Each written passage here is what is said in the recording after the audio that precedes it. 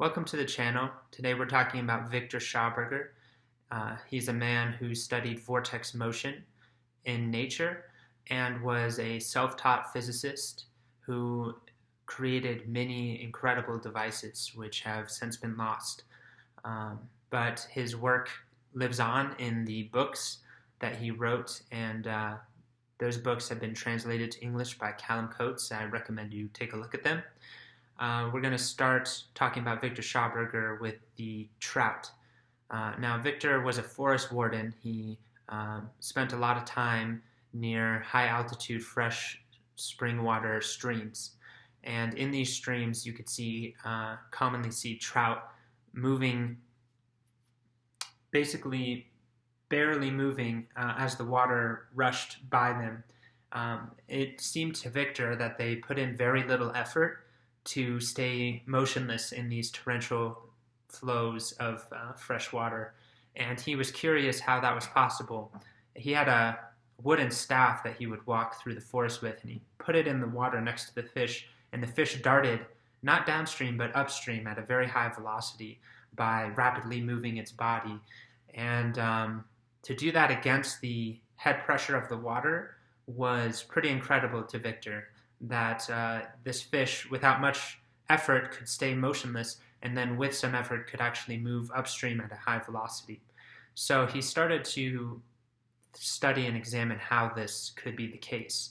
And what he came to the conclusion of was that it was the case because of vortex motion happening naturally in the stream, naturally working with the shape of the fish and the biology of the fish in such a way that they were able to move without much resistance at all through streams flowing in the opposite direction.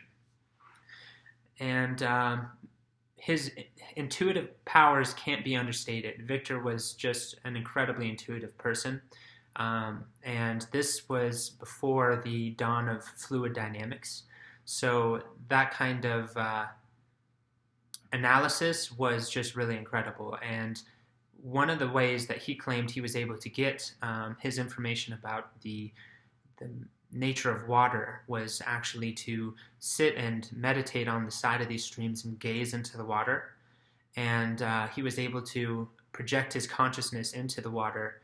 And when it came back to him, he was more aware of the movements of the water, the nature of the water, and he claimed that a lot of his intuitive abilities of studying water came from this practice, which he said was an ancient one that has since been lost. Now, the study of the motion of water, specifically the vortex motion of water, he also claimed was an ancient practice which had since been lost. He said it was passed down from priests in ancient times, the secrets of the nature of the water movement in a vortex and how to create machines which utilize this to bring waters to high elevations, to multiply water, to create new fresh water, and other things which we do not commonly believe is possible today. Viktor spent a lot of his life creating practical ways to utilize this vortex motion knowledge. He did things like purify water, increase the growth rate of plants in farms by using this motion both on the water and on the earth itself. He created machines which actually moved air so fast that they were able to accelerate through air. And these turbines were among the most efficient ever recorded in history. And it was actually these turbines which the Nazi regime enlisted his help in creating. He denied them when they first came to him and offered, and then they told him they would kill him and his family if he didn't oblige and work for them. So what Viktor did is he went to work camps and got the most skilled metal workers and engineers out of these death camps, these Nazi death camps, and saved their lives by bringing them over to his factory where he was working on producing using a device, by all accounts, called the repulsine, which is basically two disks which create vortex motion and accelerate the mass flow rate of the air, water, or earth put into them in such a way that it acted like a turbine. He was apparently successful, but the records from this time are scarce, if non-existent.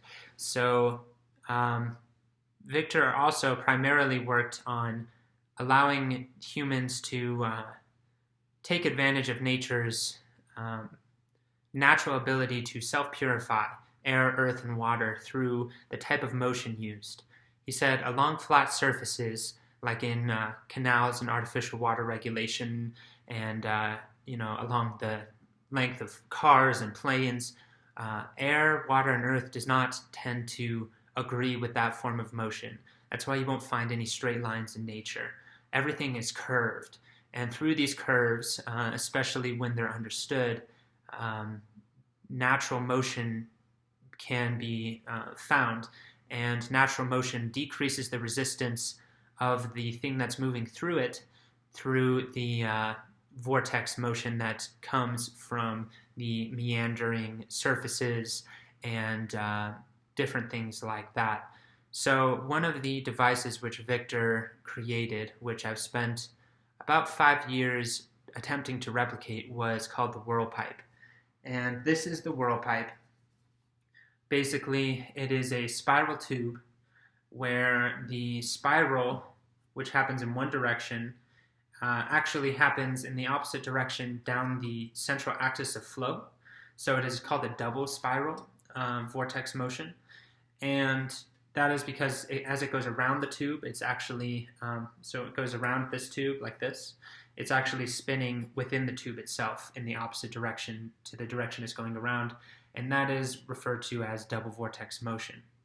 Now, if you were to envision a double vortex motion occurring, it could be seen that the low pressure, which is found naturally in the center of a vortex, could be amplified by the fact that the water moving in the opposite direction in the inner spiral to the outer spiral is able to create a rarefaction of the medium in that central area of the spiral. Now, the spiral shape and the vortex shape tends to happen around the hyperbolic funnel. That is the shape. If you drain, for instance, in a bathtub, you have a drain and the water starts to spiral around. You'll see a little tunnel of air form, and the water takes the shape of a hyperbolic funnel as it spins around and creates this funnel of air, which Viktor referred to as the reflux channel. The reflux channel used to, in untouched mountain streams, the reflux channel used to actually travel all the way down the stream through waterfalls, and it was this reflux stream that allowed fish to move so effortlessly and receive really high-grade nutrients in their life and in their journey through the streams.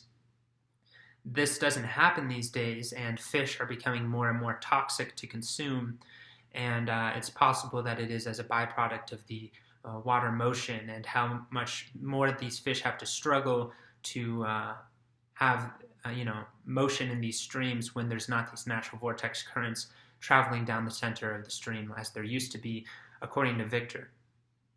Now, I also want to speak about his theories on what happens when water, air, and earth are moved naturally versus unnaturally. He says that naturally moving water is self-purifying, accelerates, and is responsible for the meandering motion seen in streams. It also brings, as I mentioned, high-grade essences and nutrients to the water and the fish and wildlife around it. And when water is spun in a double spiral vortex, he claimed that it actually released a type of radiation which was beneficial to all life forms away from the axis of rotation. So if this is a double spiral tube, the radiation would be emanated in all directions around the tube, and this radiation would bring the surrounding air, earth and water to a higher form. Now, it's kind of confusing to talk about what a higher form could be. Typically, when I say higher form, I'm referring to a higher quality. In water, it's been found that a higher quality is related to the molecular structure of the water itself. In typical tap water and stream water, you find under a microscope that the water is in bunches of like the chemical shape is not just H2O, it's actually hydrogen bonded with all these water molecules around it into this complex shape. And when you create a vortex in water, especially a double spiral vortex, you are able to break apart these hydrogen bonds and separate the water into a more monoatomic state, if you will, where the molecules are separated. For more information on this, and in order to achieve this in your own drinking water, I recommend you look into Patrick Flanagan and the Crystal Energy product, which he's created, which uses high-energy colloids to break apart water molecules into a more structured crystal shape. And so Viktor spoke about how water was able to, be structured through this process, self-purified, brought to a higher essence, and when that was consumed in a body or in nature, created a higher quality product. The human being was able to become fertile where they may have been infertile before. It got rid of impotence. It reduced and eliminated the effects of loss of vision from old age, and it increased the creativity. All of this as a product of the fact that the blood is mostly water, and in the vein, blood travels in a vortex motion. And in the center of that vortex, the reflex channel actually carries these high-grade essences up through the body and into the brain, where real creativity is formed through the formation of these essences and concentration in the body. He claimed that heavy metals and different toxins, which commonly get stuck and lodged in the fine channels of the human body, get dislodged as the high-grade water enters the blood and the blood purifies the body. Now, this high-grade water is not only formed in his machines. He modeled his machines after nature, and more specifically, high-altitude cold water springs. These are the purest, best, and most mature forms of water found in the highest quality. And unfortunately, because of deforestation and various things like that caused by man over the last 100 years, very few of these cold water, high-altitude mountain springs exist. Now, the higher the altitude, the better. The water should come out at about 37 degrees, which is its most dense form. It indicates that it was moved in a vortex pattern within the earth before it came out. And this water is the most ideal water to use. If this water is hit directly by rays of sunlight, it does lose its quality, according to Viktor. And so ideally, you want to keep a high-altitude cold water spring in a shaded environment and drink the water straight out of the spring before sunlight gets a chance to touch it. Now, when you move earth in this way, the soil, now Viktor had, for instance, a plow that he created, and it would move the soil in a vortex pattern. It would not break apart the soil and cause it to basically be torn apart in the way that natural plows are. It would take the soil up, move it, and place it back down in the same direction that it was taken up without destroying the fine roots and different things that form through the soil, and that allowed a much greater yield to be created in farms, which Viktor was actually successful in showing experimentally during his lifetime. When the water is moved in this manner through, for instance, a whirl pipe such as this, that's the name of this apparatus, a drop in temperature is found after the water has traveled through several times. The drop in temperature in scientific terms is caused by the fact that the vortex is made to move at such a fast rate by the time it exits a tube such as this that there is a very rarefied low-pressure zone in the center of the vortex by the time it exits a tube such as this, which is basically like a refrigerator. It's a vacuum, it's a low-pressure field, and it creates a vacuum or a refrigeration-like effect that cools the water along its path. Which is why high-altitude cold water mountain springs are assumed to have been through that same process, because the water is actually heated underground towards the mantle layer of the Earth, and once water has matured significantly, it will reach the surface through the vortex motion, according to Viktor. And when air is moved in this way, it can be accelerated practically to any level. And that is the method through which the Repulsine turbine that he worked on with the Nazis was able to operate, was to accelerate the air and create a vacuum ahead of the turbine and a high pressure below the turbine, such that it created movement, levitation, etc. So that is, in a nutshell, the work of Viktor Schauberger. Now I just want to talk a little bit about what has happened to the Earth as a result of us not respecting this type of motion, briefly. Satellite images have recently shown that rivers around the Earth have been turning colors, green and yellow, and this is from them attacking the banks and picking up sediment as opposed to moving in a vortex motion and self-purifying themselves. It causes a detrimental effect to all of nature when water is not moved in the natural form of motion. Also, ocean stability has been affected. There is a much calmer ocean now than in the previously recorded past. There's less waves being generated. Now, waves are a complex phenomenon, but generally speaking, waves happen because water is made more dense through its motion, specifically through vortex motion. And as it's more dense, it goes down, and less dense water comes up, and it creates this complex wave motion that we see in oceans. And these days, with there being less turmoil in the ocean, it's an indication that there is less quality, dense water being formed through the vortex motion in the oceans, which Viktor attributed to turbines creating a cadaverine radiation, he called it. It was a death-like radiation which destroyed the quality in the surrounding water, and other things that we're doing to the Earth which are causing a reduction in the quality of air, water, and earth.